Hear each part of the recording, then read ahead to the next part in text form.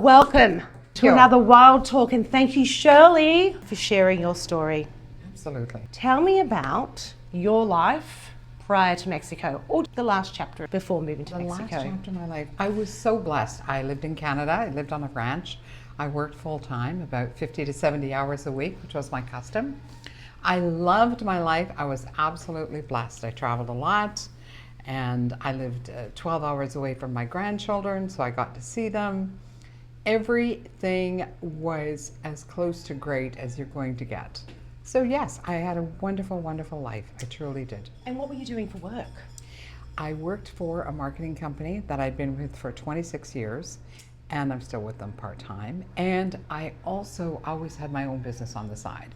I would buy places that were in receivership, basically hotels, motels, and renovate them, a 3 to 4 year project, sometimes longer. And I loved it. Loved it, loved it. I grew up in the country. What was that like? It was a hard life. 70 years ago, it was a very hard life. You know, there wasn't indoor running water unless you were going fast with the pail. It just wasn't happening. So outdoor toilets, you know, Sears catalog, for those who can remember back that far. Small rooms, always food. What I do remember is there was never a shortage of food because I lived in the country and we grew and raised everything. So yeah, I was very fortunate to have that upbringing. It was a hard life. I'm not going to kid you. It was a hard life. And what part of Canada was this? I grew up in the prairies. I grew up in Saskatchewan. I was born in Manitoba, and then I was put up for adoption, and a family picked me up at 3 years old and took me into their home and just raised me, you know, without sparing the rod, let's just say. Yeah, okay. And you had siblings? I had a brother who was also adopted. He was 4 years old when they adopted him, and 2 years older than me, and I was 3. And so we grew up together. He was my best buddy. Yeah, very, very lucky. And before you moved to Mexico, you were married at the time? Yes, yes, I was. I had a great life. We owned a home in Arizona, a couple homes in Canada, lived on a ranch, and then unfortunately my husband was killed in an accident on the ranch. Excuse me. 7 years later, still dealing.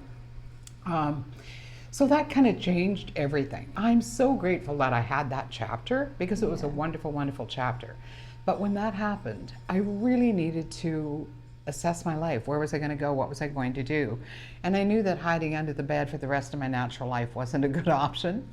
So I decided that I would go on a remote year, aligning with people who work online. This is 7 years ago, before it was a thing. And they like to travel. We spent a month in a different country. You picked what area you wanted to be on. May I just ask, how old were you at this point? Let me see, I'm 75 now, so I would have been 68, something Wow, like that. that's incredible. Yes, I was by far the oldest one. The average age was 35, and I did more than my share to drag it up there, let me tell you. But everybody was so good to me. I wanted to learn to work online because my husband and I had traveled a lot, and I had kind of cobbled together a system, but I knew it wasn't really brilliant and functioning. And I thought, well, if I submerge myself like this, I'll have to learn. And so here I was. There were 40 of us, all these young people, and I picked Latin America. So we did Mexico, Colombia, Peru, Chile. And during this, when we were in Peru, COVID came. And that just changed the whole climate. And that's how I ended up coming back to Mexico. And had you been to any of these countries prior? I had definitely been to Mexico many times. I'd been to Puerto Vallarta years and years ago. I didn't come right back to Puerto Vallarta when I came here from Peru. But I had not been to Peru or Chile, and that was part of the reason that I chose there. And Colombia, places I wanted to go. And we got to spend a whole month there. And so we integrated, we all had our own apartment. Most people shared. But I said, you know what? I don't want to subject anybody to that just right now. I need my own place. Yeah. So I got my own place, but it was wonderful. And there was never a shortage of things to do, people to be with. They had a work area for us when we landed. It was such an incredible learning experience. And the people that I was traveling with were so amazing. And how did you get onto this opportunity? I was just trying to figure out, what am I going to do? I hadn't spent a winter in Canada since Pontius was a test pilot. So I didn't think it was a good time to start, right? So I thought, oh, and we had a home in Arizona, but I'm like, oh, nothing really resonated. And one day I was online and I saw this remote work and I thought, oh, wonder if I could do that. They go to different countries. I wonder if I could do that. And so I called them and we talked, and they were so jacked up that an old person wanted to come travel with them. And everybody was so welcoming and so helpful. And at that time, like I said, I was working online, but I had cobbled things together. I didn't grow up with an apple. The only apples I knew you ate. You didn't do things on them.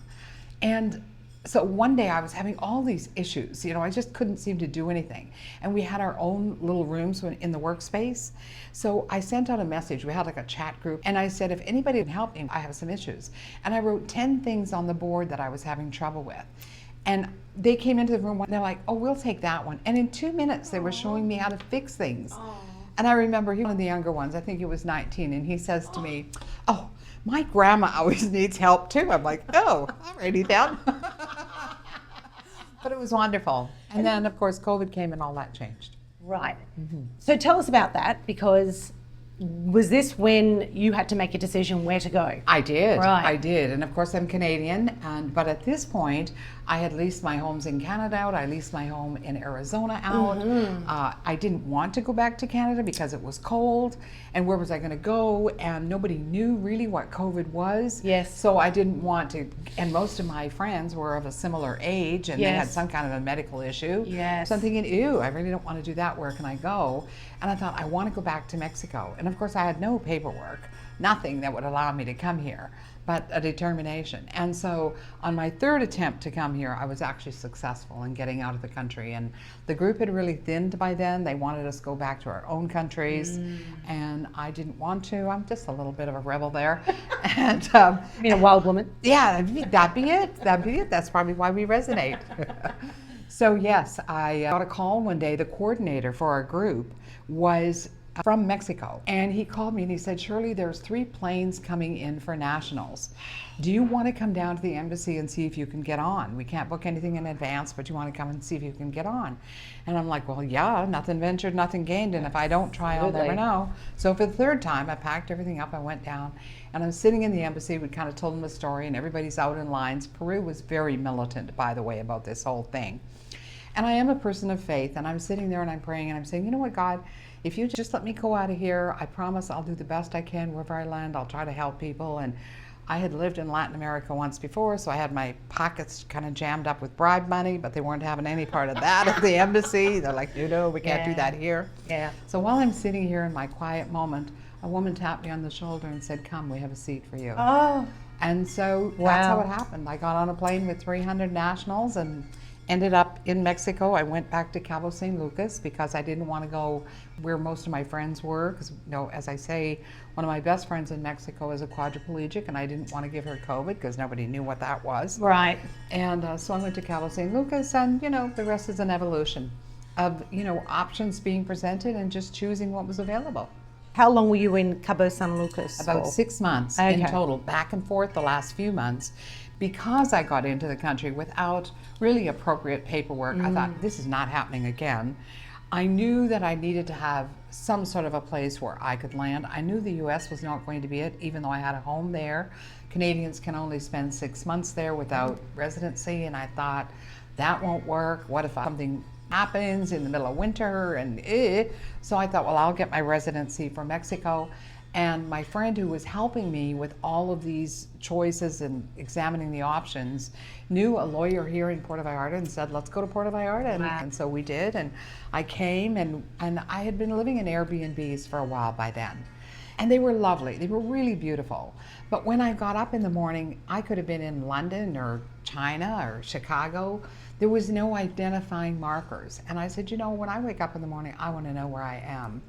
And so I decided that I wanted to have just a little place. I wasn't going to be at it 365 days a year. I had always spent a lot of time buying properties, renovating, and so on. So I thought, well, I'll just get a little place and I'll just kind of renovate it a little bit. And so that's how I ended up here. It was a little Mexican 2-bedroom place with an outdoor washroom where everything was in a 7 square foot area, the toilet, the sink, the shower, it was all sort of unified, and it was outdoors, which was a big factor. I keep stressing that, and I thought, that is not going to make my bladder gladder in the middle of the night. And so I decided we needed to have something a little bit different. designed this, and over the years it's morphed. It's still a work in progress, but I love my home. It's very Mexican. It's wonderful. Very So nice. how long had you been living in Mexico? Or let's say when you came to Puerto Vallarta, Yes, did you purchase this property? within the first year. At what point did you decide that Puerto Vallarta was going to become your home as opposed to a refuge centre Right. for the COVID time period? Okay. Well, the first thing to understand is that over my life, I've bought and sold many homes and lived in many different places. So I recognize it as an option for right now that I must love right now. But I've never looked at it as my forever and a day. There's never ever going to be any changes in my life, because life has taught me that's not reality. Things can change, stuff can happen. I didn't know I was going to be in Mexico. I thought I was going to be in Canada visiting Mexico, but here I am. So when I bought it, my requirements were simple. I wanted a place where I could go out 365 days a year, and if I had a view, that would be a plus. And I've always bought things, because property was kind of in my bloodstream, with the idea of I'll buy it and it must have good resale. So that's how I bought this. Yes. But then when I bought it, I thought, you know, there should be some rule about people over 55 not living in places with stairs. And of course, if you want to have a view, that's not realistic. So my concession was to make this whole first floor wheelchair accessible. There's a wheelchair accessible bathroom off my office, which could be a bedroom someday if I ever need it. But mostly if you prepare, you'll never need it, right? So, but it's there. I like that. Yeah. And so that's how it just kind of morphed into what it is now. Bathrooms everywhere and open space. And And it's really wonderful. This is so open and airy. We're in midsummer here. Yes. I mean, this is the hottest time of the year. yes. And we don't have air conditioning on. We have a No little air fan going, but really everything's open. Yes. And it's really pleasant. There's a beautiful, beautiful breeze. I have no air conditioning because, you know, that would be a pointless exercise.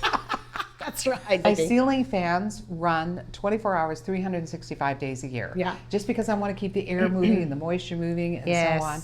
And I love my home, but the favorite thing in my home, my very favorite thing, is this little sign that I have up there, and it says, "What I love the most about my home is who I get to share it with." Yeah. And that's the joy. You're very good at that, that's for sure. Well, you got it, share it, right? So tell us about the design of the house. You went very traditional Mexican, which is, I love it. Was it all your own ideas? Did you have someone come in and design for you? I asked a lot of people. I learned a long time ago just to ask. There's no shame in asking. Besides, I'm not a man. I'll ask for directions and I'll ask for instructions. And so I knew that I wanted bathrooms. I built it with the end idea of, if something were to happen to me, could this be my end in place space? Yeah. So that was the idea. I could live on the first floor. Could somebody take care of me? Would there be space for them to live? Yes, it would be on the second floor, and they would need to have bathrooms. And then I thought, what if I run out of money? Stuff can happen. So I built it in such a way that I can rent the rooms on the second floor because they all have their own bathrooms. Yeah, so their floors. smart. Yeah. Yeah. First 2 years after it was livable, I put it on Airbnb and I That's traveled. fantastic. And my best comment was, one guy stayed in the house and he said, "I really love it, but it has no doors or windows." I'm like, well, yeah, it does. Just because there's no glass to clean doesn't mean it's a window. So, yeah. Just brilliant. And you've chosen a very Mexican neighborhood to live in. Oh, yes. That's And- what I wanted. And how did you choose this neighborhood? Well, somebody just brought me up here to look at another place, and I said, well, just a minute, I've got somebody I need to consult with. And they came with me, and they looked at it, and they said, oh, not this place. They looked at it and said, oh, Shirley, you can do better than that. And I said, I can't, because if I go knocking on a door, there's going to be a gringa tax. But I said, you can. And I said, and there's a house, private listing right over there. And here was this house, the wall was falling down, there was a big hole, and there was this old droopy sign hanging off that said, you know, once upon a time we wanted to sell us. And so we came and talked to the lady here. So this is we being your Mexican. My Mexican friend. Amigo, Yes, right? my Mexican amigo, who spent the first 3 years kind of running interaction for me. That's great. So that... Very and handy. Yes, absolutely. And so he made the deal. And before I bought the house, I said, because he has a family and a life somewhere else and had just signed on to take care of me during COVID. And I said, you know, if I buy this house, you cannot go. You have to stay until the house is livable, because I don't want to get into a situation I can't control. So he said, okay, fine, I'll stay until it's livable, and did. That's And that's since wonderful. gone on. Yeah. And Great friend. how did the neighbours react to a gringa moving into the neighbourhood? Did they think you were? Yes. Oh, yes. Like, yes. Well, at first when I was building, I think they thought there was, going to be an Airbnb or, something, because it's a little larger than your traditional Mexican home. But I'm so blessed with amazing neighbors. Really, there's very few foreigners here. There's 2 foreign families. There's one lady lives across the street. She's been there 27 years. Wow. She taught English in the system here. And there's another young couple that lives across from me who are just delightful and have a little baby. And the rest are all my Mexican neighbors who check on me and are so delightful. What have you learned from your Mexican neighbors? What have I learned? To be grateful every day. They have such resilience. And I believe that resilience comes from acknowledging what they do have and living in the moment. Yeah, Very kind. Very kind. Very, very. And what has been, say, the biggest challenge for you in building a life here? Challenge. Wow. I rarely think in that format of what's a challenge. Okay, let me see if I can come up with something. I suppose becoming, that's my security patrol. Just love Working it. overtime, yes. Your 3 they're very beautiful rescue involved. dogs. Yes. We need to talk about them as well. Yes, they're very involved in my well-being. And see to it relentlessly, day and night. I think one of my initial challenges was getting better with the language, because I just really feel, and I tell my Mexican friends who do try to speak English, you don't need to speak English. We're in Mexico. I need to speak Spanish. Fair point. And so I speak Spanglish. And it's good enough to impress the foreigners and make the locals laugh. So yeah, it works. And if I'm saying something they want to hear, they hear it. And if I'm saying something they don't want to hear, they're like, I have no idea. So, yeah. That's fantastic. But I think learning to be comfortable in the language and just proceeding with it. Yes, That's for probably sure. the biggest, I would say. What do you think's been, say, the biggest surprise about living here in Mexico? Pace. The pace. I love the pace. It suits my age and stage. And it's so forgiving. I do live a life of gratitude. And when I wake up in the morning, I'm like, oh my God, I'm so grateful for my bed. I have a beautiful bed. And I'm kind of a nut about linen. I have beautiful linens. And I'm like, and I'm so grateful I can lay here as long as I want. Nobody cares, right? And I'm just, that pace of being able to do what you want to do. And I have 3 hardworking members on my security patrol. 2 sleep outside and 1 sleeps on a blanket at the foot of my bed. And she just lays there until, well, I think it's time now. And she's fine with whatever time it is. How did you acquire your dogs? They're all rescues. Yes. They're all rescues. And one came when they were doing construction. He's the really fat one out there. He's just a little ball. And the construction workers brought him. He was probably only 2 weeks old. They found him in the street. And they said, can we keep him? And I said, absolutely not. I don't do puppies. I like my shoes. And they said, well, we'll take him when we leave. Clearly that didn't happen. No. So he has no worries. He only barks if somebody says, if the other 2 are barking and it's like, oh, maybe I should, then he sort of ponies up. The other one, she was meaner than a junkyard dog, and she growled at me, and I'm like, we need to work this out. And it took me 6 months before I didn't see her ribs. But she's the one that sleeps on the blanket at the foot of my bed. Wow, She's that's so huge progress. dedicated, Yes. so loyal. And the other one, she was very abused and just came, and the 3 of them keep each other company. They race around and they stay busy. Yes. They really do. They It's really a do. full-time job they have out there. It is. They take it Full-time. intensely. Yes. Yeah. Now, you, to me, a huge inspiration. And at 75, I think you do an incredible woman. You're still creating. You're still building so. a business here. I hope so. I want you to tell us more about that. Well, it's interesting because this last business, it's just been an organic thing. And I have to say, it's really, really not about me. Because I said to one of my friends, do I need another business at 75 years of age? Not likely. Do I need a purpose? Absolutely. Yes. We all need a purpose.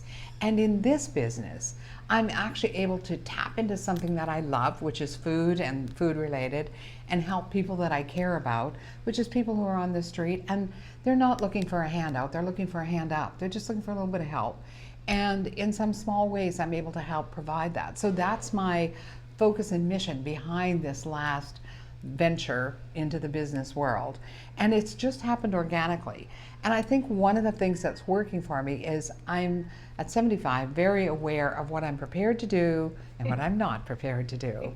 And sometimes people will say to me, oh, you didn't have to do that. I'm like, And I didn't do it because I felt I had to. I did it because I wanted to. Yes. And so I think that's what drives me. And also, I really do believe, and this kind of gets back to my faith, that if you have a skill or an ability, that it's upon us to utilize that as well as possible. I mean, after all, that was my commitment when I left Peru. I will use whatever I have to try and make the lives of other people around me just a teeny bit better. And this is a chance to do that. So yeah, You definitely do that's it. Now, my drive. tell us about the business. Like, give it a plug. Oh, well, okay. You're just going to be riveted over this because it's all about beef liver. I know. Oh, look, we know how good liver is for us. Yes, it's yes, had well, some great PR over the last couple of it's- years. And it's particularly good for dogs. And people don't like to mess with liver. It's kind of ooey, but I'm a country girl. And so, you know, innards don't really mess me up. I'm just like, let's have at her. So I dehydrate it, package it, and sell liver treats. It's called Chiki Pets. And a friend of mine suggested it because my kitchen's one of my favorite rooms in the home. And I spend a lot of time there, and I always take food to the neighbors and my friends and whatever. And I used to have restaurants in the old days, and I don't want to do that anymore. My friend said, you know, why don't you? I'm like, no, I know what I don't want to do, and I don't want to do that. So one of my friends said, well, why don't you do food for dogs? I'm like, oh, food for dogs. I do food for my dogs. I can do food for other people's dogs. This resonates because it aligns with what I'm prepared to do and what I can do, and where there is a need, actually. So that's how it got started. And I used to just do it in little brown paper bags, and you know, just like, here's a brown paper bag with your liver treats in it. But some of my friends were ragging on me about, like, why don't you have a Facebook page? Where can we order this? Like, eh.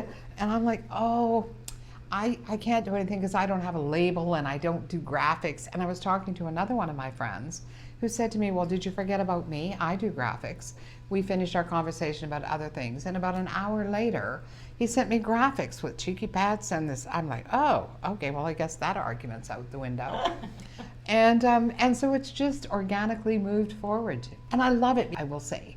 I can do drying the liver, and I'm making a dehydrator, which is a hoot, and just having fun with that, but packaging it up and weighing it out and putting it in these little packages and sealing and putting a label on it. That's in the list of things I don't want to do.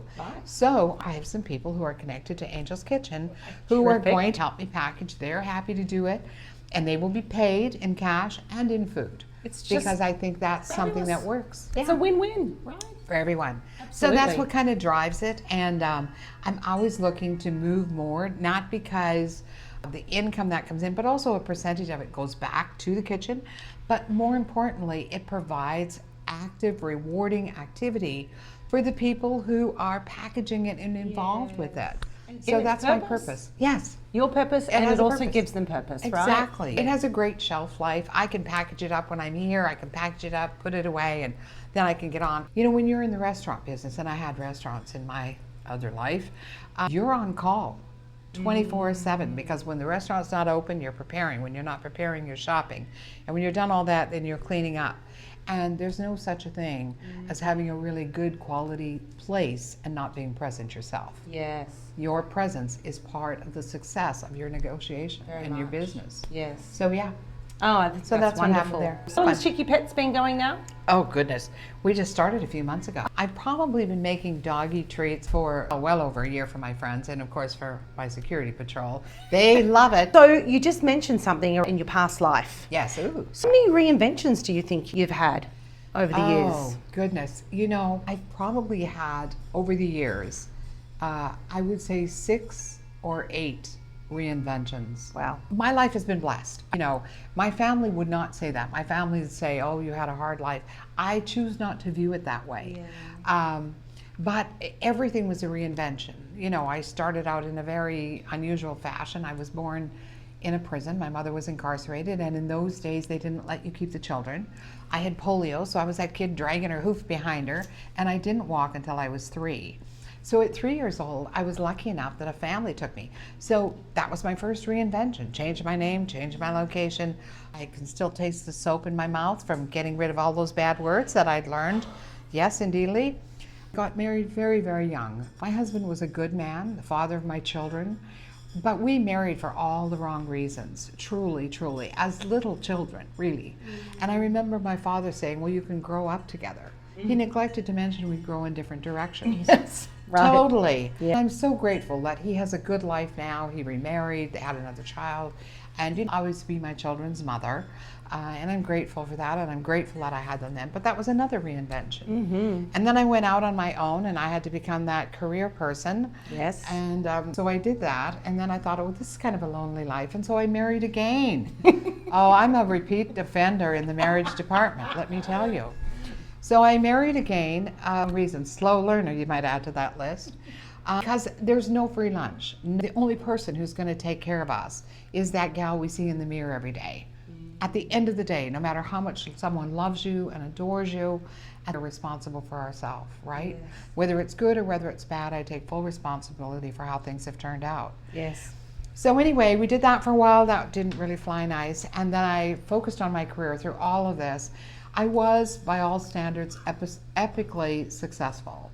I was the CEO of a large corporation. I made what at that time, you know, for a woman 40 years ago, making $250,000 a year wow. was astronomical. Huge. Absolutely, yes. Astronomical. Mm-hmm. And owned companies, made investments, did all of those things, but had a very singular life. And so yet another error in judgment and married again. This is number This is number three. three, yes. Right. And I married someone who really molded himself into my life. He was a very chameleon. I take full responsibility again. I could have said no. Even the day I married him, I knew this is not something I should be doing, but oh well, I'm here now, got the dress, we're gonna party, let's go. And that did not turn out well. It took me 15 years before I got an escape route that I could actually get out of. 15 years. Yes. And many, many good experiences from it. Sure. Many good things, but the scales really weighed on the side of, for our safety, we got to get out of here. So I got out of there. And as I told you earlier, I was raised by people who were not my birth parents. So all through my life, I had always said, when the day comes, I will come back and I will take care of you if you need me. Of course, they never wanted anybody to. But I did end up going back to Canada and taking care of my parents. And number three went on to create a new family of his own. And I thought that was a bit of a crowd. And so, you know, also ended that relationship. And I have never said never. I've never ever gone and said, never ever, I just said that. I don't usually say I won't do something again. And I was having a wonderful life. Life was brilliantly good. My career was good. I was happy. I was not seeking or searching. And this wonderful man just hove into my vision. And we had 13 years together, which were absolutely joy-filled.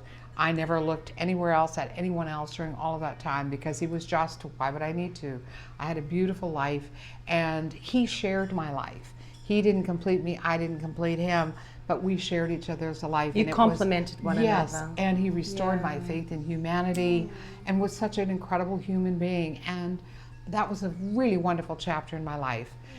We don't honor the people that we lose if we crawl under the bed and stay there indefinitely. So, and of course, it's still a source of healing and so on, and it's part of who you are, makes you who you are. But that brought me to where I am now. So full circle. It is and a full all circle. of those were reinventions, and I'm not done yet. I'm good for another 30 years. I just in just case love anyone's that. asking. That's exactly right. You're really just warming up at this point. I am. You know? And I tell my friends, stay in shape. You may have to push my wheelchair. You know, and this kind of leads me to a question here that I think is a pretty juicy one. Oh, juicy. You Yeah. like juicy. Do you think curiosity keeps us young more than age does? Oh, absolutely. A spirit of adventure. For me, and you know, people ask me, so if, you know, do you have a checklist? Of course I have a checklist. What, it's not the grocery store, but I have a checklist. And high on that list is spirit of adventure and sense of humor. If you lack those, don't even put in an application. Shirley? Like, where does that, is it something you've had to work on throughout your life? Or do you think it is a predisposition? A fortunate? No. I think it's something, it's like anything. You do something, it feels good, you repeat. Wash, rinse, repeat, wash, rinse, repeat. I love that. And for me, it's so much easier to be happy than to be sad, or to be, as they call it now, drama bonding. No. I have, people who hang around me will say, Shirley has zero patience with whining and whinging. Love it. Drama-free zone, right? Yeah, absolutely. I mean, everybody can have bad days, and Lord knows I taxed many of my friends after my husband passed away, and I was sad. But I think the continuing saga need to get a grip. is what I'm saying. Exactly. And you Pull need to yourself be- out. Yes, and you need to be respectful of other people's time, their energy, and respect the fact that they're trying to help you. And so if somebody has a bad day, it doesn't help them if you go, oh, wait till I tell you how bad mine was. Oh, and mine was even worse. And now it's a spiraling downward thing. Right. So that's how it's evolved. And You're I've been right. blessed to be around people who taught me the power of positivity. The power of positivity. Mm-hmm. Yeah. I'm going to go through big changes in life. We're all Absolutely. going to have Oh, adversity. No one gets absolutely. out of this life scot-free, No. right? To know that that's what we can reach for. That Absolutely. Yeah. And It's just the fuel to move acknowledging on. it, that that's where your happiness comes from. Totally. When I was in Canada and working, periodically I'd be invited to come and speak to different groups and things. And the talk that was most requested was, what is the base of happiness? And of course, my whole talk resonated around the base of happiness is gratitude. Because if you're not grateful, you'll never be happy. You're absolutely And right. Yeah. once you fully believe that and live that, it's a natural, it's like brushing your teeth. Mm-hmm. And it's easy and it's joyful. It's a not behavior, really, painful. isn't it? It's a almost like a behavior. learned It's habit. behavior. Yes. It's a habit. It's a learned Yes. behavior, yes. Mm-hmm. There's no sign in the nursery saying, oh, this is a gratitude baby. No, Yeah. it's a learned behavior. And I think you Yes. learn by having times when you do spiral, times when you do behave poorly. Yes. Parts of your life when you look back and you go, oh dear, I could have done better there. Yeah. And then you learn from that, oh, there is another way, and let's try and embrace that. And I have the advantage of age. The advantage of age and Yes. experience and learning, from some of those things that best not be repeated. Yes. So what is it at the moment that keeps you here in Mexico? My rowdy security patrol. Yeah. Okay, so Yes. your dogs are definitely your family. They are. I mean, they are animals. Like, let's not get crazy. They are animals. I get that. Keela, please. But what keeps me here is I have made this my home. And like most people, your home is where you return to, right? And I have made this my home. This is where I'm peaceful. This is where I'm joyful. I love my plants. I love my kitchen. I love my friends. I love the options that are presented to me every day. If I wanted to be out 2 or 3 times a day, I absolutely could be. If I want to stay home, I can. I've actually kind of made a rule with myself that we'll do only 1 event per day. Because I used to do 2 or 3, and I'm like, oh my gosh, this is involving way too many showers and clothes change. So yes, that's kind of my slow it down a notch rule. And Yeah. tell me, how did you build community around you?